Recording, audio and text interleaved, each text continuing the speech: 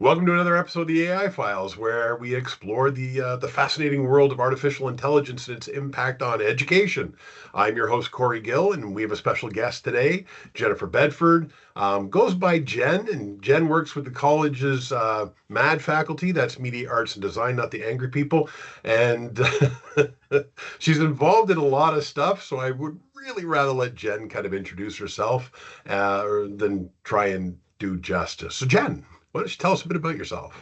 My name is Jennifer Bedford, and I am a faculty member in Media Art and Design. Not only do I teach, I am the program coordinator for the Film and Motion Design program here at Durham, and I am the MAD research coordinator. I also have a focus on international education. So I just got back from Guatemala from Fall Reading Week, and it was a faculty-led classroom abroad in Guatemala teaching storytelling. So I keep busy to stay out of trouble, but I also love what I do, and I love that my work is so varied at Durham. Excellent. And I gotta account for that, everybody. As I walk through the halls in Durham College, I bump into Jen in every part of the actual facility. So as a matter of fact, I found out that she uses AI because I was walking down the L wing hallway, and there was an image up on the projector. I kind of looked in, and Jen's like, "Corey, here." I kind of came in. We started talking immediately about this whole classroom project that was going on using AI. And so, Jen, that's probably a great place to start. Why don't we talk a little bit about how you first started integrating AI into the classroom and maybe kind of where it's gone from there? First off and foremost, I am a tech geek. I love technology. I'm fascinated by it, and I'm just amazed at how much technology has exploded in the last 25 years. And so when AI first became a thing, especially generative AI, as an educator, I thought, hey, here's an opportunity to teach the next generation of storytellers how to use this technology and how it can improve their life. So, um, and unlocking their creative potential. But also because I am a geek, I also like to test what the limitations of the software is or the learning model. And Perfect. so I really began experimenting with generative AI tools like Adobe Firefly, which just came out of beta last winter, DALL-E, Midjourney, and others to experiment to see what the potential of this software was and how I could integrate it within the curriculum of the photography and video production programs. I also have that in the film and motion design programs. And as educators, how do we train? We train the future. So why not jump in and start learning? I like that we train the future. I gotta remember that one, right? And so we have had some conversations about what you've been doing, especially in the media fundamentals and the motion design programs. So I'm very interested in how you use those AI tools we talked about in those programs because it sounds like you get a chance to empower yourself, but also empower the students, and I think that's worth exploring. Agreed. I think AI really aligns beautifully with the learning outcomes in programs like film and motion design, video production, photography. And I was really inspired by its ability to create high-level graphics and allow students to test the limitations. Of course, when I first integrated this into the classroom, geez, almost 3 years ago, hands were a real issue with AI, and so we noted that. And but I was again this inspiration of this tool and not really knowing what was going to be generated. It was all new and fresh and exciting. And so again, to demystify what the tools are, I teach a lot of software, and often students get apprehensive, folks in general get apprehensive about learning a new piece of software. And so I integrated it in such a way in the curriculums that not only were they generating images, but then they were to go out and use their tools. So, for example, in the photography program, they're using their cameras and they're using lights and they're using people to replicate what AI had generated, specifically looking at lighting patterns. So, lighting patterns are what we use in the studios to make folks look great. Currently, I have no lighting pattern. I'm sitting in a closet Fair in enough. the L wing. However, often if you look at professional photographs and portraits of people, you can see that there is lighting design. And so I thought this was a really interesting and unique way to engage students, not only how to talk about prompt engineering and how to craft imagery that you wanted to see, while testing limitations, but then practicing their skills in the studio, working with people and working with cameras. So I just saw the potential of this transformative role in student learning and just grabbed it. And I've been running with it ever since.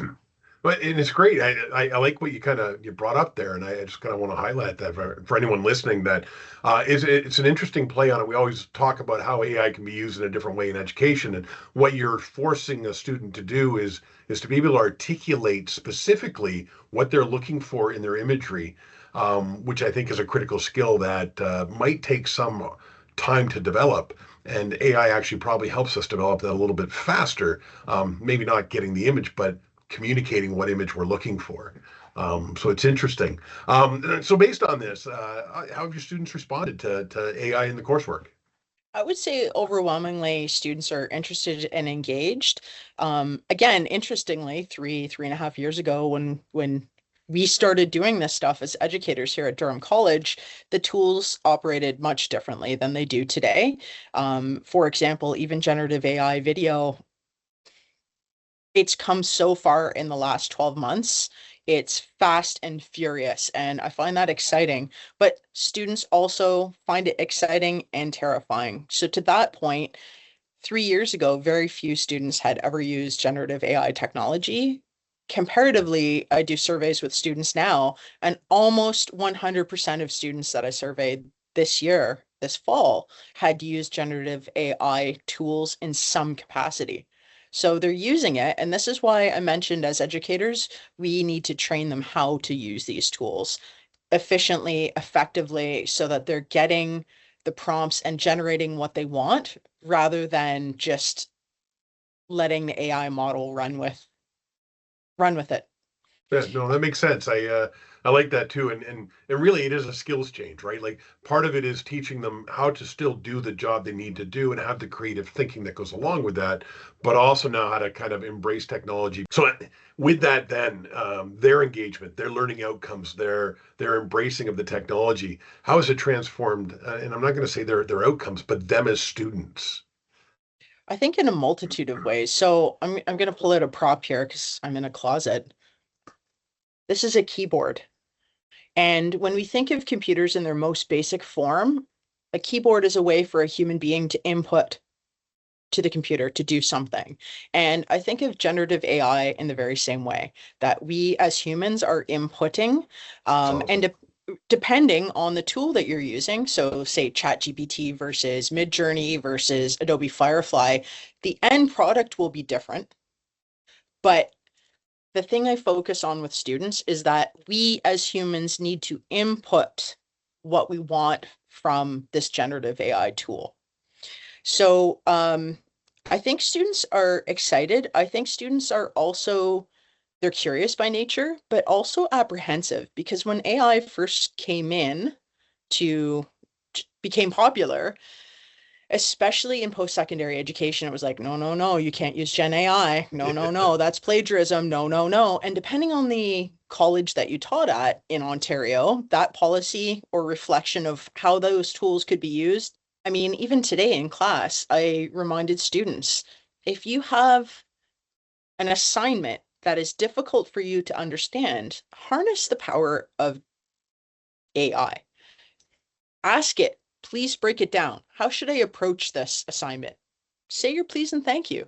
And it does a very good job at opening up steps for students to approach when they don't know where to start. So that's another thing that I've been integrating more this term, this actual year. And again, if we show them how to use it and use it ethically, then and understanding what the ethical implications of each tool that we're using are, then it demystifies again how the tool works and the appropriate way to use it within the post-secondary school system. So Yeah, it's not cheating, it's just no. it's helping you learn. And I think that's a really powerful tool. And so, based on that, then I grab that feed and you talk about the way they're using it. And I think about student projects, and I know you've done a lot of student projects. And I'm just wondering if you've got one that sticks in your mind as being overly successful or innovative with the use of AI that kind of defined the person's project itself. So a couple, and I'm one of those educators that I like to try something new and fresh every year, as long as it's fitting with the program learning outcomes. Absolutely. And as the tools so drastically change so quickly, I think it's a really interesting way to experiment and see what the outputs are. So for example, I'll just give you a comparison with the film and motion design students last year. I gave them all the same prompts to put in. They could choose the tool of their choice. I gave them options. They got to select the tool they experimented with. Awesome. And it was really interesting because for me, not only as a tech geek, but as a researcher, informally, it allowed me to see what the benefits and limitations of each tool was. And so, for example, using a tool like Crayon, which is not that strong of a AI generating image tool comparatively to something like Adobe Firefly or Right. Midjourney, it Right. was interesting to see how similar the images that came out the other end were. We discussed that in class. So that was one example. That was last year. This year, I asked them to generate character. I asked them to generate a world. So a lot of them are into world building. So they were able to generate a character and then put it into a world that they've created and then create 3 frames. So that would be a duplication of something like a storyboard in Right. film or video. And so that I couldn't believe the caliber of graphics that the students were able to generate versus some of the tools just 12 months ago. That being said, no road is smooth. So as you've gone down this path, what challenges have you encountered? Well, I think often there's a paid firewall. So, for example, ChatGPT has paid or premium, and you find that with a lot of tools and software nowadays. And so I am just using free versions so that Okay. when I teach in the classroom, I'm not showing them something they don't have access to Right. without paying a paywall. And so I generally just focus on free tools. And again, that I find that very successful and that limits the potential of that backfiring when students say, well, I don't have a paid version of this piece of software. Right. So I would say that's one way to avoid pitfalls when you're integrating this or potentially integrating this into the classroom. Um, I think of a classroom as a reciprocal place of learning. I mentioned earlier one of the activities they were just chattering about world building. I'm like, okay, world building. Let me do some Yeah, boink let me boink look that one up. research, right? Like what the heck are they talking about? So I learn from them as much as they learn from me. And I'm open to that sort of relationship with students. They will try things in ways that we don't consider in our own mind. And I think that's what makes teaching so much fun. Love it, love it. And so with that kind of forward-looking feel too, I got to ask that question that I like to ask, which is, what do you think the future of AI for education looks like, and are there any emerging tools or trends that you're particularly excited about in that future? I'm definitely curious to find out more about generative AI in video and animation. I'm working on an applied research project with students starting in January, where we're creating our own learning models. We're going to be working with the MRC Studio, one of our centers for research excellence here at Durham College. And not only is this cool for faculty, but for students, this is cutting edge technology. And there are not this is unique. There are not other institutions working on some of these projects. Some of the negative potentials that we often don't talk about is the environmental impact. As someone who is an environmentalist and as someone who is pays attention to my own carbon footprint, I think it's absolutely terrifying that we're potentially moving to nuclear technology to power artificial Right. intelligence. Yeah. I do have a concern over that when we see, you know, big companies potentially moving to that model. I think that's something to be concerned about. But other than that, I think there's limitless potential. Right now, I think the positives outweigh the negatives, but I'm saying that now in 2024, if someone's watching this podcast in like 2062, Let's hope. I hope so too, but they might be calling me something worse than, "Hey, boomer." True, very true. And we're just going to capture that again. We're not boomers. We're Gen Xers, so we're good. Just Those going to Gen put that out there. Xers. I love All it. right. Well, yeah, I do have to share this too. I know you're joining the team. You're coming on board for the CTL. You're going to be the new Gen AI consultant. Welcome aboard on behalf of Jonathan and I. I'm going to speak for Jonathan, even though he's not here. But I gotta ask, why did you choose to do this? Well, it keeps me out of trouble, Corey.